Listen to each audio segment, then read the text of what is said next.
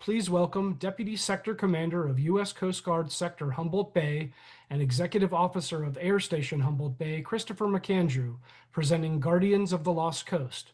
Thanks for joining us, Deputy Commander McAndrew, and please share a little bit about yourself and your role with the U.S. Coast Guard before we get started.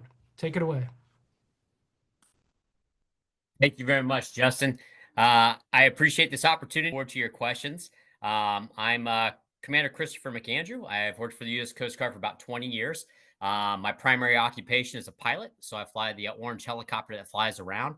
I'm a little further in my career, so now I'm the Executive Officer and Deputy Sector Commander. So essentially, I work in a management role for the sector and the air station.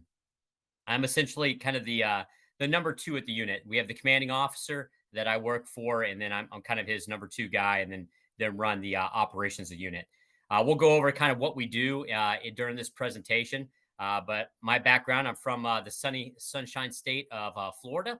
My dad was in the Air Force, so moved around quite a bit, but mostly called the Southeast home, except for one overseas tour.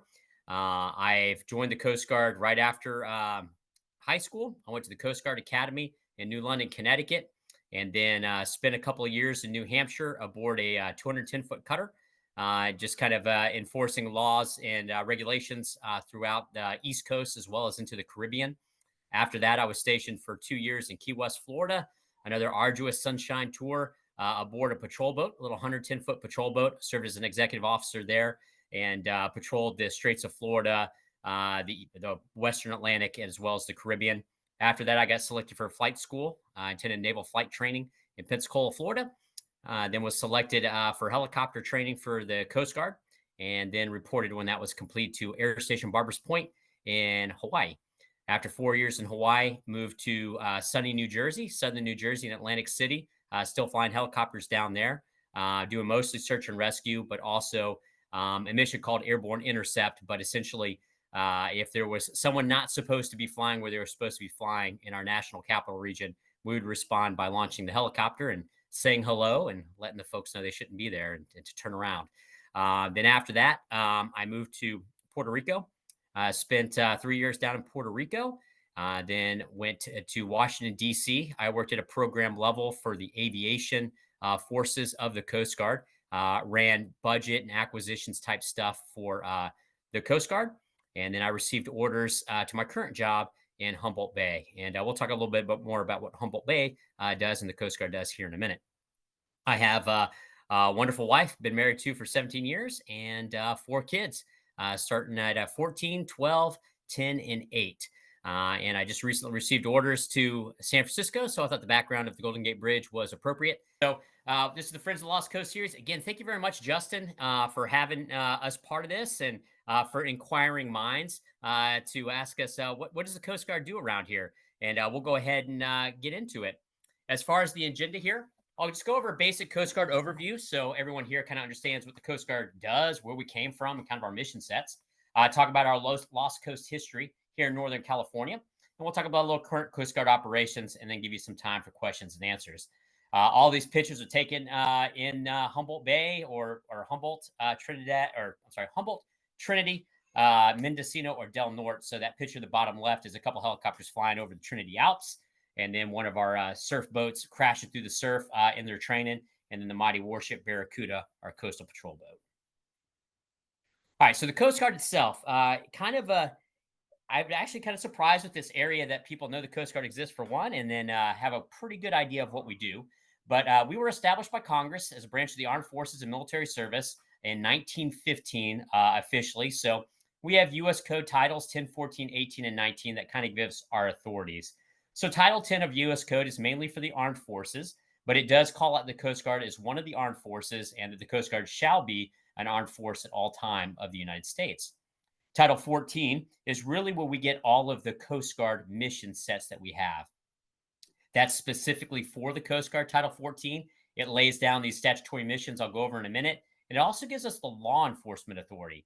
So this makes things a little different than the rest of the armed forces. For example, the Army and the Navy, they can't come knocking on your door, or they can't board your ship in a law enforcement capacity because they are forbidden by law to do that. However, the Coast Guard has some unique authorities based on its roots in the Department of Treasury and its Revenue Cutter Service, where the original intent of the Coast Guard, or the foundings of the Coast Guard, was to enforce customs and revenue type stuff for the beginning of our nation. So Title 10, 14, and 19 are our main titles that kind of say what the Coast Guard does if you want to do some extra reading. And then Title 18 really goes into specifically something that you probably heard in the news with Posse Comitatus and the ability of the armed forces to infect law enforcement type capabilities on U.S. soil. We have kind of a carve out from that based on our unique authorities. So one of our authorities, and we'll go through these missions, is we're very much a law enforcement agency. We're the at-sea police for the federal government, and that we do enforce all the regulations set forth by federally, as well as help our state partners in enforcing their laws as well. You think about this when, if you've seen us out, we'll board vessels that are out there, making sure that they have the appropriate safety gear that's on board, so that they're safe. And if something happens, they can live a little bit longer. So hopefully we can go find them. But our statutory missions, we have 11 of them that are written in law. I've bolded the ones that we do here at Sector Humboldt Bay.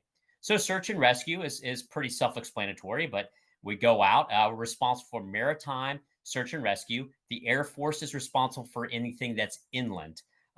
Unique to Sector Humboldt Bay is we have an agreement with the Air Force where even inland search and rescue missions fall under our purview, since there are no assets in this area to respond in a timely manner. So if it's maritime, the Coast Guard is the one that gets the call. Aids to navigation, these are your buoys and your lights and your lighthouses and things like this. This is just to ensure that our boats have a safe ability to transit from place to place, and that whole thing is taken care of. So we don't want buoys off station and boats running aground. So that's a critical part that we've had for a long time. Marine safety, this is to make sure when you're out at sea that you're safe. You have your flares and your life jackets and things of that nature. Marine environmental protection, this is the protection of our natural resources. So oil spills and stuff like that. We have a response capability for those things to ensure they don't get more out of hand. Living marine resources, these are our fish or anything else that's out in the ocean. But we really do a lot of work, really actually doing international law as well, not here at Sector, but the Coast Guard in general, in protecting living marine resources. We do, in fact, enforce international laws and treaties. For example, high seas drift net. There used to be these nets that people would put to sea, and they would just fish and fish, and they lost the gear. Fish would just continually be caught on them forever, and they were kind of just destroying our ecosystems. They banned it internationally from happening. And I've actually been on patrols where we've been looking at them in the middle of the Pacific to make sure people aren't illegally using those types of equipment. And we have the authorities to enforce that as appropriate. Ice operations, not something we do here in Sector Humboldt Bay, but we have a ice patrol. We fly aircraft mainly on the East Coast and the main Atlantic sea routes from Northern Europe over to the U.S. And we just make sure they'll go up and they'll mark icebergs and they'll track them just to make sure that ships don't hit them. Defense readiness. This comes with defending our nation in any capacity that we're called for. Maritime law enforcement. They're going out enforcing whatever laws need to be enforced out at sea and in federal waterways. Drug interdiction, migrant interdiction are fairly self-explanatory. And then port, waterways, and coastal security. This is just to make sure that our transportation system is safe. This comes a lot of this out of September 11th. This mission set came forth when we realized that our critical infrastructure was vulnerable to attack. So the Coast Guard has that mission set now to protect and ensure that those waterways are secure. So these are kind of interesting authorities and missions we have, but to understand that, it's kind of a little understanding of where the Coast Guard came from. So there were really 5 agencies that kind of got jammed together to make the Coast Guard. Initially, in 1915, it was the Revenue Cutter Service and the U.S. Life Saving Service that were put together under these guise and now known as the Coast Guard in law. We later added the Lighthouse Service, then the Steamboat Inspection Service, and the Bureau of Navigation. Now, the Steamboat Inspection Service and Bureau of Navigation become the Bureau of Inspections and Navigation. So that on the bottom there, you see the 4 kind of seals that are there that made the Coast Guard at the time. That 4th one, that one that looks like a propeller blade with U.S. and other letters in there, That's those two agencies that were brought together. The U.S. Revenue Cutter Service was started by Andrew Jackson back in, or not Andrew Jackson, sorry, Alexander Hamilton back in 1790 at the beginning of our nation. As he was in the Department of Treasury, there was a big concern that things were coming in and out of the country and the appropriate taxation and money was not being collected as appropriate. People were just bringing stuff in and out. And as a fledgling nation, to get that money that was agreed upon that would be paid, there was a small sentinels of ships that were set up. We had 10 of them initially that started off to be the Revenue Cutter Service. Now, those Revenue Cutter Service has been that, and then all the way to today, has been the longest ongoing sea service that we have in the country, as the Navy disbanded for a little bit for a while. So the Coast Guard has been around since 1790.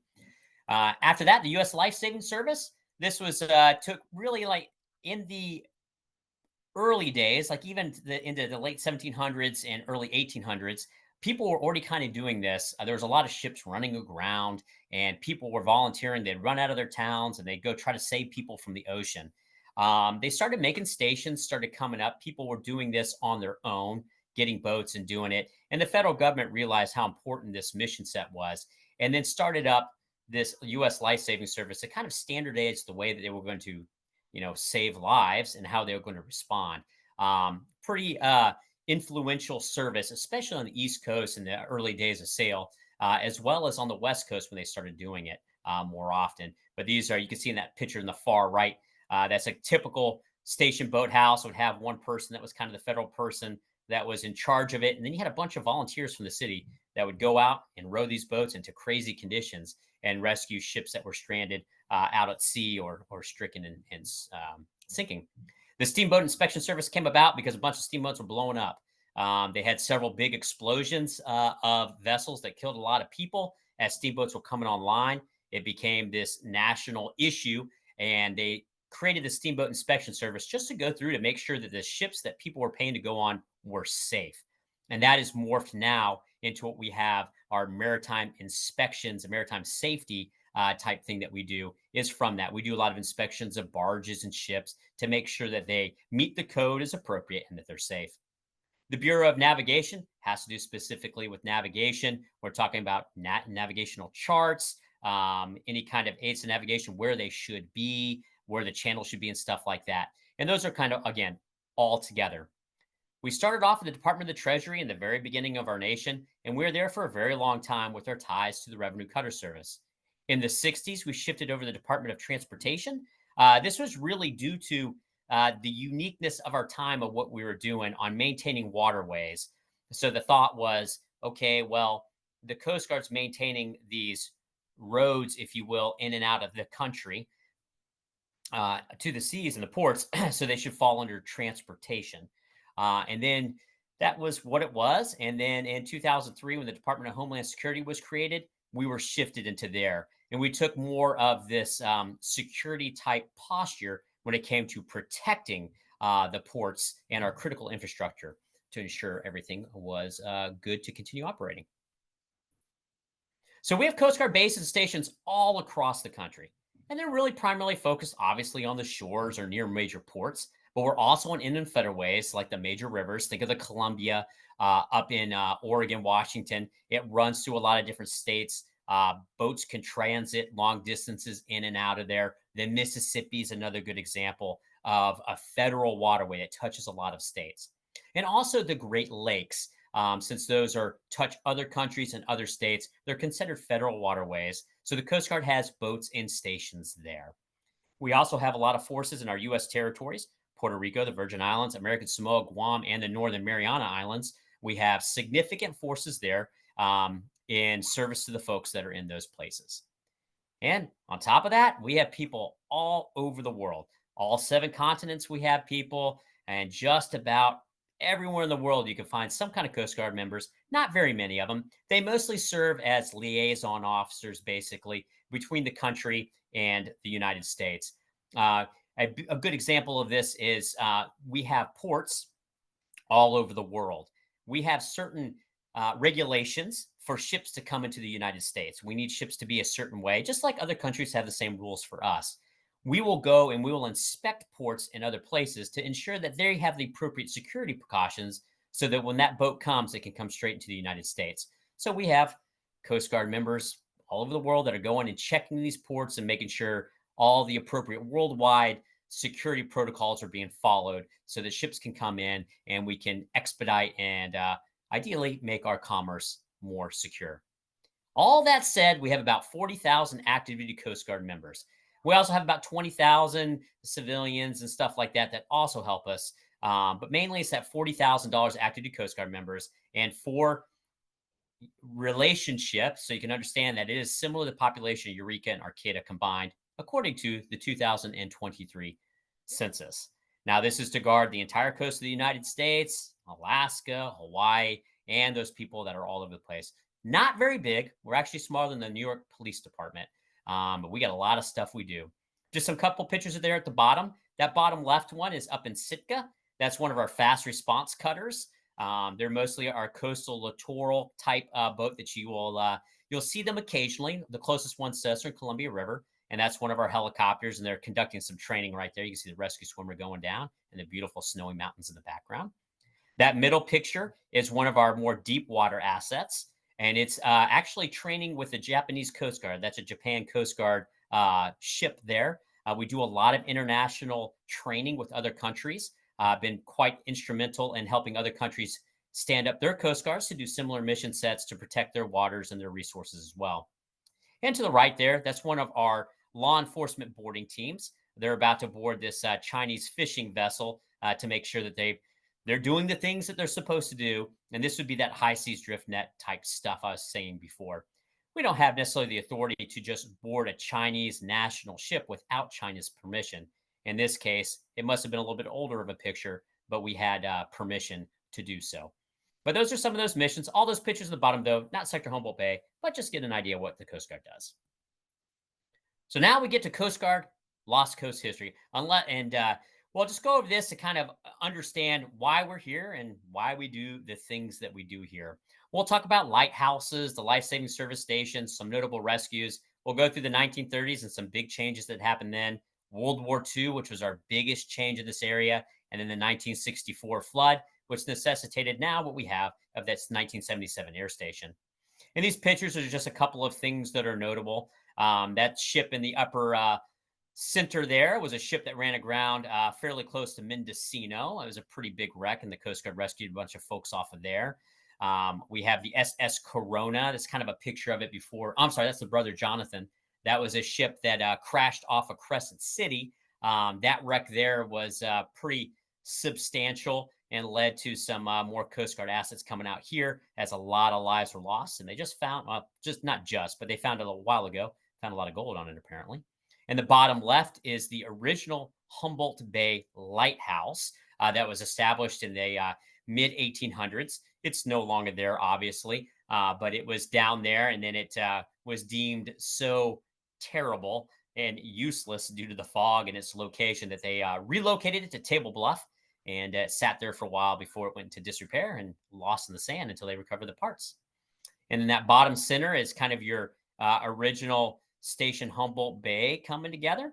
And then you have a wreck out down near the Albion Light, several boats that ran aground there, and you can see a tug trying to help that boat off. But a lot of shipwrecks. You can see a lot of black and white shipwrecks, old stuff. Obviously, they didn't know navigation wasn't as good as it is today, and that fog makes it really hard to see where you're going, and no satellites telling you where you're going. There were a lot of accidents, and still occasionally are on the Lost Coast.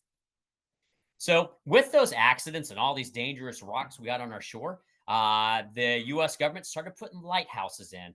A lot of these were built before the lighthouse service was established and standardized, but just as some of these you probably all recognize.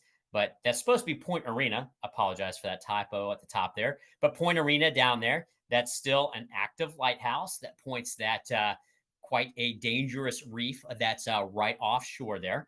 All these lighthouses in the picture are no longer owned by the Coast Guard. The Coast Guard's kind of gone through and passed ownership of all these Coast Guards to private organizations that are very interested in keeping these facilities in a very good condition and taking care of them. However, we still maintain the navigational aid that's in there. So we'll go in and make sure the light's blinking how it's supposed to. and it's got the appropriate range and everything like that. Then the bottom left might be one not a lot of people have seen on the Lost Coast Trail, but that's Punta Gorda. Then you have the Trinidad Light there in the next one. Then you have Battery Point up at Crescent City. And then one that's really hard to see unless you get up in an aircraft or you take a boat out to sea is the St. George Reefs Light. Now, that one, I showed you the Brother Jonathan in that last one. The reason that lighthouse is erected in an incredibly isolated and difficult place is because the Brother Jonathan smoked that rock and it sank, killing over 200 people. And one of the responses was to build this lighthouse that's offshore there. It still is there. It used to be manned. It seems like a very isolating hermit type style life there. And there are stories of waves that got so big that it knocked the lights, the windows around the light at the top of it. So very interesting place. And the only way to get to it, you see that little crane there, is they'd have a boat and they'd have to pick up their supplies. And we were still running this well into the 90s, this light. And we had helicopters at that point that we'd reprovision and just keep the light going. We didn't have people living there, but those are just some of those. And I talked about the Humboldt Harbor Light. I showed you that picture before. It was established in 1851, but it didn't last very long as it was deemed to be mostly ineffective. So that's one of the first showing up of what is now the Coast Guard in this area, was really those lighthouses to help the mariners for safe navigation. Then we start going on a little bit further, and then we have the life-saving stations. The federal government realized that the West Coast didn't have a lot of them. They were very well established on the East Coast, but the sparser populations, it didn't really come to be. However, when the government decided to build them, they built 20 of them on the Pacific coast, 6 of those being in California. And Humboldt Station was the second one that was built, and the first one was down at Golden Gate. So it was noticed and noted for a long time that California needed this resource, specifically Humboldt Bay, due to how treacherous the bar was. There were plenty and plenty of stories of ships floundering and getting caught up on that bar. An incredibly difficult bar that shifts. The jetties did help it. When they built the jetties, it at least became more navigable and more predictable, I guess would be the best way for it. But still with that, a lot of shifting sands, a lot of heavy sea states, lots of stories of sea states so big, picking up 9-ton rocks and just flinging them around. So having this station here was pretty critical. When it was established in 1878, it was close to where the old lighthouse was, and it was just rowboats. People had rowboats, and they would either walk those boats across the peninsula to put them in the water, or they'd dump them in the bay and they'd go out the jetty themselves to effect rescue. The current one, the bottom left, that's a picture from 1936 of that building when it was completed. So that is the Humboldt Life Saving Station that was built as part of the New Deal. And it is that same building exists today. We're doing renovations to it, but it is the same building, same skeleton. We just have changed some things, and I could talk about that as we go a little bit further. And over to the right, there's a very interesting thing if you're not very familiar with Coast Guard and rescue operations, but that's called a breacher's buoy. A lot of ships in the 1800s were powered via sail, so they had those huge masts and all that rigging on the top of the ship. When they would run aground, one of the things the life-saving stations would do is go deploy a breacher's buoy. They had a little cannon that they put a lead shot into it that was tied to the rope. They would fire it across the boat. The people on the boat would take that rope, they would tie it off to something, and then they would run this thing that looks like a pair of breeches, so that when you look at it, you see the rubber boots. You basically just put that on like a pair of pants, and then they zip line you from the boat to the shore. And that was one of the primary ways that they saved people for a very long time. And they utilized that very successfully at Humboldt many, many occasions. On the Lost Coast, Humboldt was your only life-saving station. So that's the one that you get the history from. But there's a picture of a breacher's buoy and someone trying to figure it out, I guess. So some notable rescues as they did that. So we established it in 1851 to 1878 when this time when everything was down there. And that time period before it got established, 24 ships were wrecked on or near the Humboldt Bay Bar, and many, many lives were lost. So with that, that's where they were like, hey, we're going to build this life-saving station.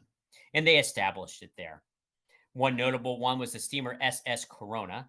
It wrecked. A large wave picked it up and threw it on top of the jetty, and it broke it in the bottom, stranded it there, and it started to sink. The life saving service paddled out into this big storm, and they rescued 96 passengers and 60 crew. However, on this one, they actually lost 2 surfmen, died in this one. There were a couple of people also that died from the boat that initially tried to put lifeboats in the water, and they got swept away. So, pretty big wreck in the early 1900s, and already that station before that was showing some the benefit of having folks out there to go save lives. From 1937, when the new station had been built and established, to 1966, the station saved the lives of more than 300 people, and they had one person that had commanded it the whole time. There was a chief there. And then in 1939, another notable case was the yacht Rena. 4 people were rescued there, and based on the craziness of the conditions, the crew was awarded the Silver Life-Saving Medal, which is the second highest life-saving medal that the government will give, the gold being the highest. I'm not sure why the silver was only given in this case, but I think standards were a little different then. I think there's a lot of different expectations on the folks to go out and do that. But you can see even down there in the bottom right, the bottom left is a picture of the Corona shipwrecked, and in the bottom right, you see the newspaper on there, and that boat had come out of San Francisco, so it's got a lot of that information in there, and they were sharing it across the way. But not a good day to be on the Corona back in 1907. Well, another story that is quite notable, especially if you've ever been to Humboldt in the Samoa area, is the USS Submarine H3 and the USS Milwaukee, which is a cruiser of the Navy. So this is a pretty notable rescue in the area, definitely because of the Coast Guard's efforts. So the H3, which is a picture of it in the bottom left, was a newer submarine that had been created from the Navy. So this is the 1916 timeframe. So World War I is complete. U-boats and submarines had kind of come on the scene, and people were starting to see that they had some use. The United States government got very interested in this technology and was kind of trying to develop it. And this is one of the iterations, was this H series of submarine. So this is still pretty new technology, kind of top secret stuff, cutting edge. They had 3 of these H series on the Pacific coast, the H1, H2, and H3. And they were just basically learning how to use these things, training up, and making submariners. Well, on one mission, they were doing these exercises up and down the Pacific coast. They had a planned port call in the port of Humboldt. So these submarines were traveling together, and they were following a surface support ship. Typical to Humboldt, the fog set in, and the fog was very thick. The submarine was trying to follow the surface vessel, but kind of lost sight of them.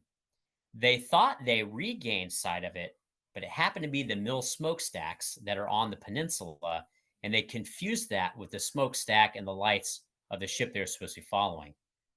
They made their turn to go into harbor as they expected to, and unfortunately ran hard aground on the sand right off of where the mill is currently today. This is not super great. We got a submarine in the fog aground, the rest of the fleet kind of moving around. The Coast Guard gets called up.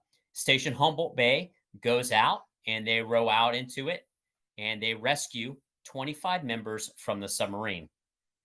The crew of the submarine just camped on the beach and watched their submarine to make sure no one got it. I don't know who was going to take it, but they camped out there, and they kind of waited further orders.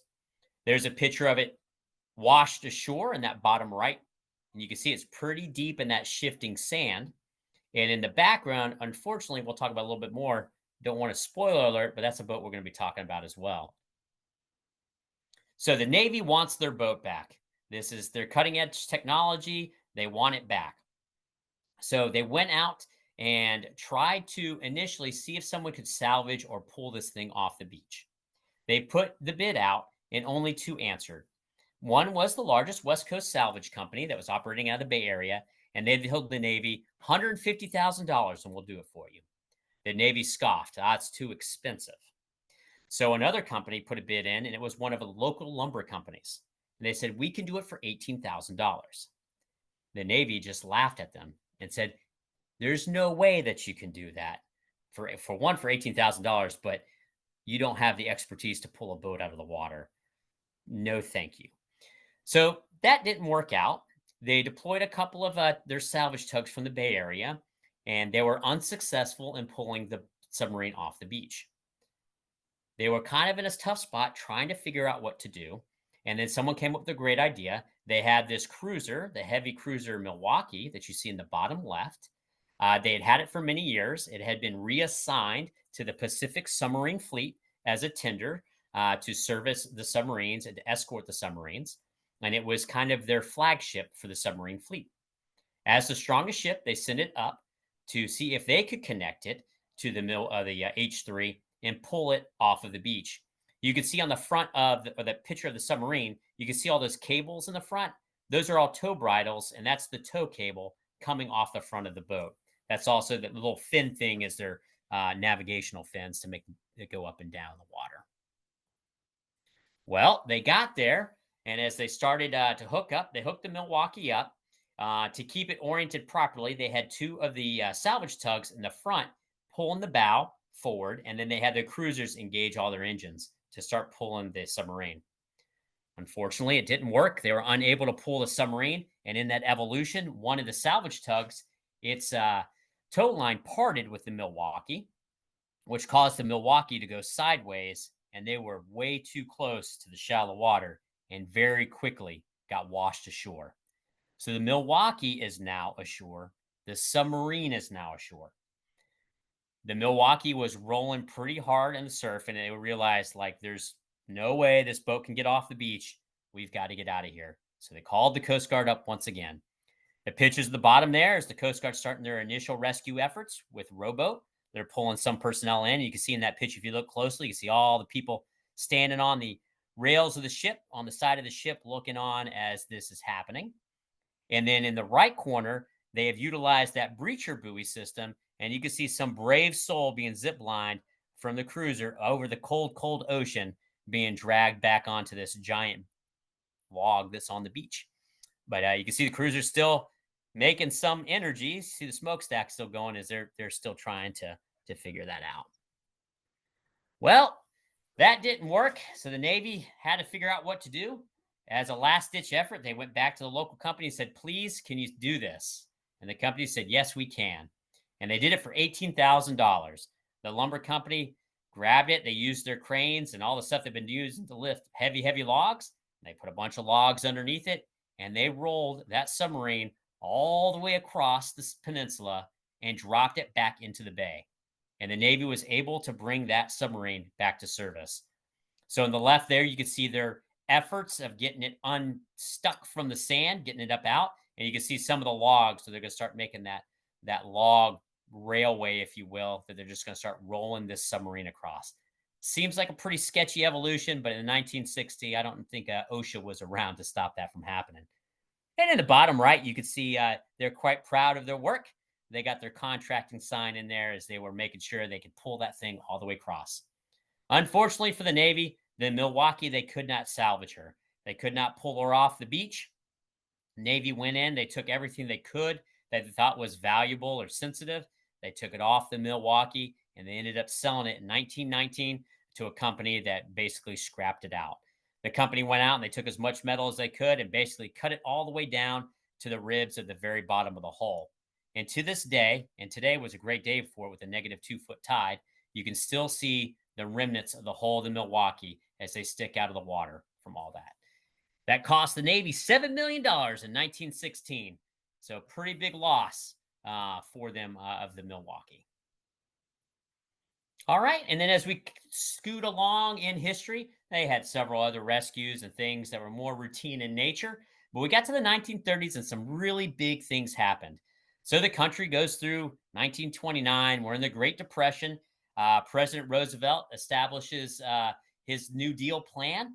And part of a big injection of money is for upgrade to Coast Guard facilities. So one of them was Station Humboldt Bay. So in 1936, they said they were going to do it. The building itself cost $78,000, and it was completed in less than a year.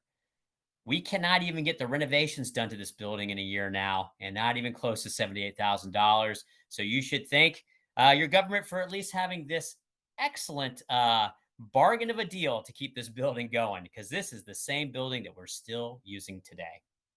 In the 1930s, around the same time this station was opened, we also shifted from the human powered rowboats to our first motor lifeboats. In that middle picture, you can see which was one of our original motor lifeboats that was actually stationed here, the 36515. You can see it's in disrepair there, and unfortunately, it's fallen into more disrepair. But that was one of the first gas powered boats that we had in the area, and it did a lot of different missions. So that was another big change going from that. And you can see in the right hand side, that is an older picture. That's actually from the 70s, that picture of the station. But you can see that railway, but it basically had those motor lifeboats in those garage bays. And they would, when it was the alarm went off, they would slide them down that railway with people on it. And off they went to go conduct the rescues. Today, there's no need for that anymore. And we don't have those garage bays because we have different boats. So that whole marine railway actually got removed not too long ago, but it's no longer there. That station was commanded by Chief Churchill from 1937 until he retired in 1966. And like I said before, they were credited with saving over 300 lives in that time. The station commander, nowadays, we switch him out every 3 to 4 years. We don't leave someone there that long. And in the 1930s, we also dealt with prohibition. I don't know if the Mataket was running at the time, but there was some curbing of rubber runners doing kind of the maritime law enforcement aspect of it in the area. That was their primary missions in the 30s. World War II really changed things up quite a bit for this whole area. So after Pearl Harbor happened, everyone was kind of on edge. And 13 days later, a Japanese submarine off the coast torpedoed that ship that's in the middle there, the Amido, and shelled it. So that was an attack 30 days afterwards, right off the shore of Cape Mendocino. At the time, the Coast Guard got word, and SOS was put out by the boat saying they were being attacked. The Coast Guard, that Chief Churchill, defied the Navy's orders not to go out, and they rushed out to go save these mariners at sea.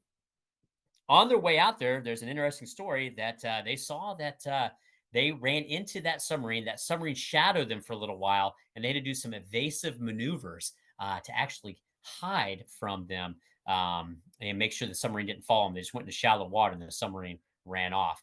So they didn't end up rescuing those folks because that lighthouse ship, that light ship, the Blunt's Reef, was actually the one that rescued all the folks there. But that's another thing we did out here. If lighthouses couldn't be built on those reefs, we put a boat with lights on it, and we made our own lighthouse. And for a long time, that protected mariners from hitting those big rocks that were further out. The response to this was a lot of buildup of West Coast military bases. Kind of hard to see, but it's a picture from the far right there. Those are all the stations that were kind of established at World War II. So quite a bit there, and you can see the Eureka and Arcata that's there, and they were being serviced out. So in Samoa, we had a lot of stuff in Humboldt Bay that was built up. This is the footprint here. So you can see in the upper right, you see a blimp. So they had lighter than airships. And you can see those two concrete circles were the moorings that they would tie up to when they weren't being used. Those circular concrete pads are still there to this day. And if you go to the airfield, you will see that. Then if you go down a little further right on there, just to the right of the road, there's a little bitty building, and it looks like a bunch of pieces of wood. That's the initial seaplane base. They ran several amphibious boats out of there to do their patrols. As you work further down, it was the main facility the Navy built. And those are all the buildings that your administrative, your barracks, your medical, all that kind of stuff that service the coastal patrols at the time.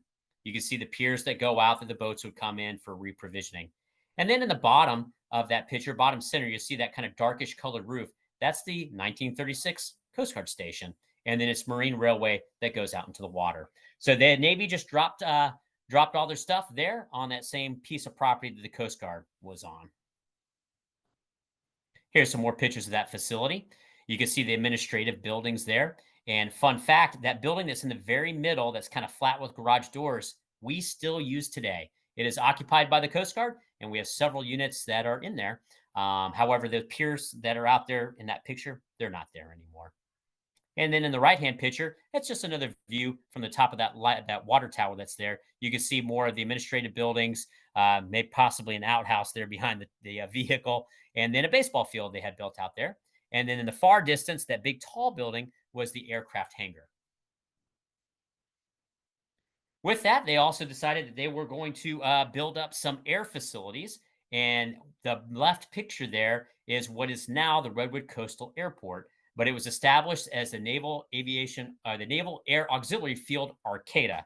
The Navy was looking for places even before the war kicked off on where to put some airfields, and they chose this location at Dow's Prairie to build it.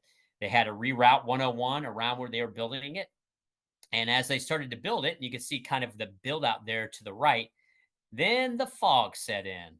At first, I don't think they were realized that there was that much fog, but it made it very difficult to do what they were supposed to do. The plan was to have patrols out of there and then also to train aircraft in firing rockets, which they did sometimes successfully when the fog wasn't there. But a lot of rockets and bombs dropped in Big Lagoon in the vicinity of Trinidad in preparation and training for the war effort. But that is the facility that was built, and it's the facility that is still there. But that's how that airport was built, was because of World War II. Here's some pictures just of the airfield in its heyday. You can see several of the aircraft that are there, and then some more of the aircraft that came in for training. Because of the fog, one of the issues the American side had was the war effort in Alaska. They were finding they had built airfields also in Alaska that were affected by low visibility and fog. The English had been fighting it for a while. That picture bottom right is actually an English bomber in England. But one of the ideas the English had is, well, we'll just light fires on either side of the runway so the pilots will see the runway through the fog and maybe it'll burn the fog off a little bit. They had limited success with that, but the US was also very interested in doing that. And at the airfield here in Arcata, they ran pipes and different experiments to determine how they could burn off the fog or help aircraft come in when it was very foggy. They did lots of things there, and it eventually came to basically 2 rows of flamethrowers on either side of the runway that they would run tens of thousands of gallons of gasoline through to burn up for a short period to allow an airplane to land. As you can imagine, it was quite dangerous and really scary for anyone in an airplane trying to land into a firestorm. Didn't last too long. They tried it, didn't end up being the most successful, but they did shut that operation down. Although they just removed the pipes last year, they were still on the ground here. But after the war, they still noted they needed an ability to get aircraft through the clouds and through the fog to land. So this airport became the Landing Aids Experiment Station, which was an interesting combination between the government and the commercial industry. So the Air Force, Navy, and the Civil Aeronautics Association, which is now the FAA, worked with Transocean Airlines and United Airlines as kind of a joint process to figure out how to do that. And they were able to develop several of the systems that we use today at this very airport. As a matter of fact, this was the first airport in California to be certified for an aircraft to land. Basically, you can't see 1 foot in front of your face. So a lot of technology used across the world was developed right here in beautiful Humboldt Bay. And they just destroyed that hangar not too long ago on the left there, as it was getting pretty old too. The next big event was the Christmas flood of 1964.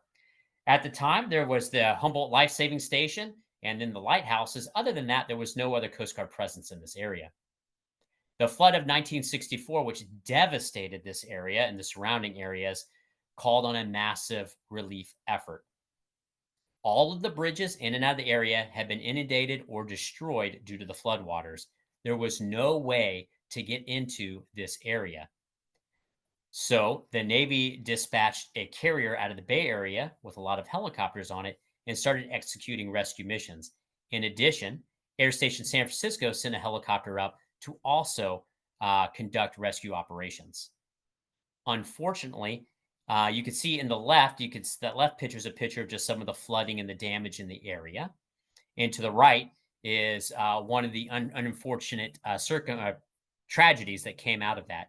Two helicopters, two U.S. military helicopters crashed. One was a Navy aircraft off the aircraft carrier, a helicopter, and the other one was a Coast Guard helicopter. The Coast Guard helicopter had come up. It had a crew of three. It had a Coast Guard member. It also had a Canadian pilot that was an exchange pilot that was working with the Coast Guard, and it had a crew member. They had landed and picked up a gentleman by the name of Mr. Bud Hanson that was helping in the effort. Since the San Francisco crew was not familiar with the area, the local gentleman was showing them where to go, where to find people that were in trouble. They were mostly looking in the Eel River Valley, close to like the Ferndale, Fortuna area. They rescued 10 people and they took them and they dropped them off at the airfield. They went back out and had rescued 3 other people. Unfortunately, the weather had taken a turn for the worse and it was getting dark. The helicopter was headed back to the airport, but the airport lost power. When the airport lost power, there were no lights. And the radio beams that would go out to tell the helicopter where it was and where it was supposed to go were non functioning. The helicopter flew around desperately in the clouds and driving rain at night to find the airport. They unfortunately mistook the Trinidad light as being the airport beacon. With that thinking of where they mistakenly made a turn and they impacted terrain just 9 miles north of the airfield, fairly close to Strawberry Rock and the Sumeg Park. All 7 people were killed on that aircraft. That aircraft is still there. The hulk of that aircraft is still up there on Green Diamond Lumber Company land. They preserve that area. And just this last year, for the 60th anniversary, we went up and cleaned up the site and preserved the memorial that's up there. This was a big wake-up call for the area and the lack of coverage. Because of this, the Coast Guard decided that the 2-hour response from San Francisco and the being unfamiliar with the area was too much of a risk, and they decided that they should open up an air station in Humboldt. Here's a picture of the crews doing the preservation work. You can see the hull of the aircraft there, and then the U.S. Coast Guard that was painted on the bottom. That's the bottom of the aircraft. That aircraft was amphibious, so it could land in the water like a boat, and that was just kind of the bottom of it. But that's where it crashed is still where it remains, and you can still see where the trees are kind of burnt up. That was I was able to go on that one. A really good one. A lot of good work with CAL FIRE as well as the Green Diamond Lumber Company to help us get that taken care of and preserved for more time. So we had that lack of coverage. Coast Guard Air Station Arcata was established in 1977. And that picture on the left is the helicopter. One of the helicopters that crashed was a 1363. This is actually the next one that was built, the 1364. But that's the original helicopter that they had at this unit. And they had 2 originally, and then they had 3. We have since shifted over to the current helicopter that we have in 1989. But that's a picture of the helicopter. And the airfield to the right and the Coast Guard's footprint pretty much looks the same as it did back when they built it in 1977. Fun fact is, we don't call it Air Station Arcata anymore. We now call it Air Station Humboldt Bay. And that was due to, in the early 80s, the city of Arcata decided they were going to secede from the Union. I'm not sure what the issue was, but the federal government thought it probably wouldn't be best to name their air station after a city that was trying to secede from the Union. So now we're at Air Station Humboldt Bay. We've got quite a history for not being around for very long. We've had 3 very tragic loss of life accidents. We had the one that I told you about in 1964. In 1994, the 6541 was responding to a vessel, a sailing vessel that was disabled and drifting towards the rocks. They launched the helicopter and lost communication with the sailboat on their way down. Once they got there, Shelter Cove, in typical summer fashion, was socked in with fog. The new helicopter that we have still have today, has the ability to make approaches via instruments down to the surface of the water in a controlled manner with computer aided controls. The crew tried to get down to the sailboat to effect rescue and make sure they weren't on the rocks. But unfortunately, on their third attempt trying to get down, when they realized they couldn't see through it and they tried to fly away, they impacted the side of the cliffs at Shelter Cove. That was 30 years ago last July. 4 aircrew were lost on that one.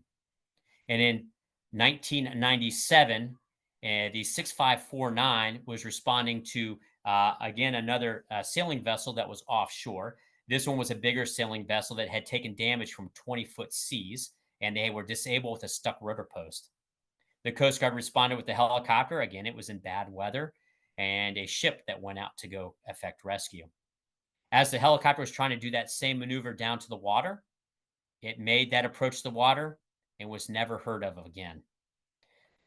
More than likely, it contacted the water and just didn't make it, and those 4 aircrew were lost. So 2 fairly close together, but very tragic accidents. We have a Humboldt Bay Memorial that's on base there that celebrates those crew and is a memorial to those crew. But this is the Lost Coast is an incredibly unforgiving area, as you saw through the number of shipwrecks as well as helicopter crashes that we've had over time. So now I get to current Coast Guard operations, as I realize I've been talking for a very long time. But we'll get through this rather quickly so I can get your questions. But we'll talk about the area of responsibility, the units, our missions, and our key partnerships. This is a pretty awesome picture. This is Sumeg Park at Wedding Rock. That's one of our primary vertical surface training. You can see that's from the top view, and that helicopter underneath it, you can see that guy's connected by a little wire that's connected to the helicopter. And we basically will walk that rescue swimmer along the cliff to that what's a simulated survivor, a dummy that's just to his right and a little bit lower than him. He's going to go practice rescuing when people get on cliffs. So our area of responsibility for Sector Humboldt Bay is basically from the Mendocino-Sonoma County line, the Guala River type area, all the way to the California-Oregon border and all the way to Nevada. All that area is our responsibility. Eureka is the only deep water port between San Francisco and Coos Bay, so we get the traffic that's associated with that and also the people that live here because of that. Now, as you all know from living here, there's that cold Pacific upwelling current that powers that powerful fog machine that's always running. We have those big Alaskan winter storms that will swing down and hit us in the wintertime, big rocks, cliffs, all this dangerous harbor bar, all of this stuff that's a threat to our commercial and recreational people out there that we're here to protect. We have the seasonal storm and farm patterns that aren't foreign to any of you, and our sea average is at 6 foot and 15 foot for over half the year, which makes crossing that bar extraordinarily dangerous for people. And frequently we do close it because of that.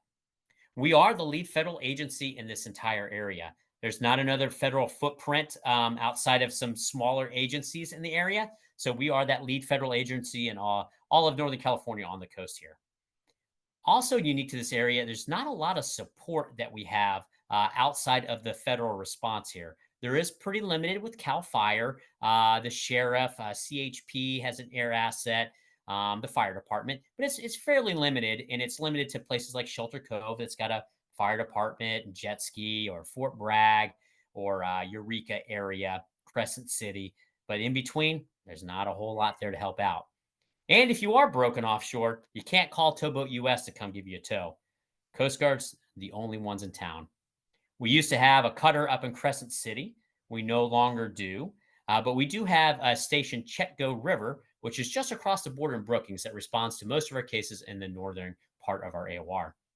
And as you all know, the local economy, this is more of a slide for people that are visiting here, but you get the cannabis and tourism industries and the lumber and fishing industries, just as some other stuff that's going on here that creates some business for us.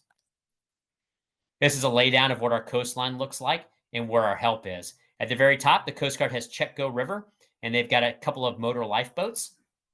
They're similar to that one that you saw in the very beginning, crashing through the surf. You have Crescent City. We have some partner agencies that help us out there. Then you get all the way down past the Klamath and then the Lagoons area. And we work a lot with the National and State Park staff and the lifeguards that operate up and down the coast there. CAL FIRE has a base at Neeland, that we will utilize. We can get fuel and we can get help from them and their helicopters. In Eureka, McKinleyville area, we have the airfield. We have the air station that's there, as well as the sector proper. So a lot of the administrative and support functions are handled here locally at the airport. We have Station Humboldt Bay that we've talked about quite extensively. We had the Aids to Navigation Team, Humboldt Bay, that's in that old building that I pointed out from the old base built in the 40s. We have the Coast Guard cutter Barracuda, which is our kind of our offshore asset that can get out there and can stay longer and help out. And then we have several partner agencies like the fire department. The county's got a boat that's in the marina that they can help us with, as well as the sheriff's office. In Reading, the CHP helicopters are out there. They don't particularly like to come to the coast too often unless they need to.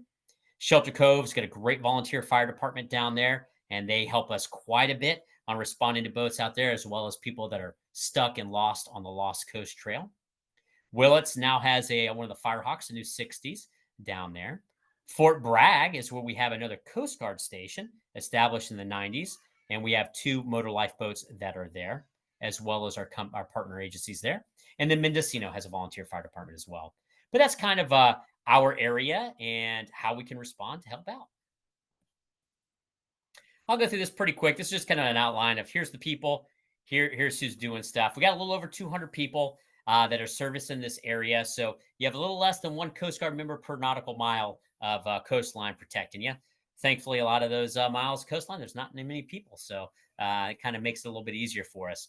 And at the bottom, we have kind of we have the Barracuda, Noyo River, Humboldt Bay, and the Aids to Navigation team that all kind of feed up into the sector. So our average caseload is about 250 SAR cases a year on average.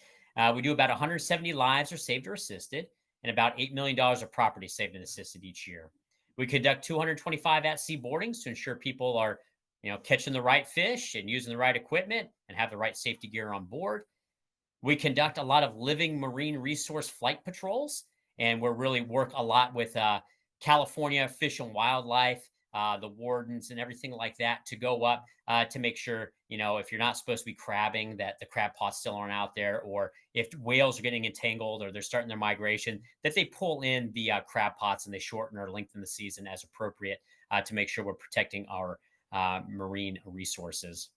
And we keep our aids to navigation rate quite high at 98%. It's always available. And there's a picture of a crew that just got back from a SAR case. Some notable cases here I'll go through pretty quick here. In the upper left, after we had that 7.0 magnitude earthquake, the geological survey really wanted to be completed. They went out on the Barracuda, our 87-foot coastal patrol boat, and we had those things deployed within a day of the earthquake, which allowed them to gather valuable information with the aftershocks and try to improve their prediction of earthquakes. So that was a pretty good one. On the upper right, this is pretty recent one. You may remember this one when the boat blew up off the Oregon waters. There's a boat out of Eureka. It blew up and knocked 3 of the people in the water. They got rescued from the water by another fishing boat, and we went out, and that's just a picture, a little screenshot of the video of us grabbing the guy that was burnt the most and putting him in and taking him in. That case was pretty bad weather. Sea state wasn't big, but very, very foggy. And our pilot for that actually received the Air Medal for that, which is a pretty prestigious award for air operations. And the bottom left is the USS John McCain. They had a member, they were transiting in this area and had, I think it was a broke knee or something like that. We went and plucked that person off the Navy ship and brought him into St. Joe's for care. And there's a picture of a tug that was moving up the coast that had a gentleman with appendicitis. That was just last year. We sent a crew down. That's a beautiful day to be offshore and conduct a rescue. And then we had another commercial vessel rescue within the last 6 months of another mariner that was hurt, went out there and rescued them off of there. And then in that right-hand picture is one of our aviation survival technicians, our rescue swimmers, Spencer Manson. He actually got the highest flying award you can get is the Distinguished Flying Cross for a case 3 years ago offshore when a sailing vessel, Barlavento, out of Seattle, went disabled and was taken on water. And they rushed out there and went and rescued those people. It being a sailboat, it's kind of hard to put a cable near it with all the sailing. And they deployed him to the water. He actually, the boat went past him, drifting really fast due to the big sea state winds. he grabbed onto a rope that was trailing and was basically towed behind this boat that was drifting, pulled himself hand over hand to get onto the boat to start effecting rescue by getting people into the water so the helicopter can scoop them up.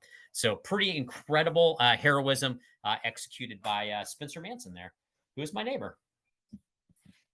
You can see in the top left is a cruise ship, kind of covered in the fog, had an 8-year-old appendicitis. We brought him in for that care. Bottom left is a gentleman they were four wheeling, and I don't know what he was doing, but he fell and tumbled down a cliff and broke his leg really bad up on the other side of the border in Oregon. We went and picked that gentleman up. That's about a 150-foot hoist there. These big storms, the big atmospheric rivers that came through. This is down in the King Range area. But this truck decided it was going to be a good idea to cross this road the water was crossing, and it swept that truck off. That little white cube is a truck. You can't see it, but there's a man and his dog sitting on the top of that cab, and our little Superman rescue swimmer underneath the helicopter pointing and getting flown in to rescue that gentleman. And then the Lost Coast on the right-hand picture, a couple of hikers, I guess, didn't pay attention to the tides there. You can see that's the Lost Coast, and the water's all the way up to the beach, so there was no passage. So they would try to go to a goat trail it up the top there, and they fell. It's really hard to see, but if you look in the bottom third of that picture, in the very middle, there's a person standing there.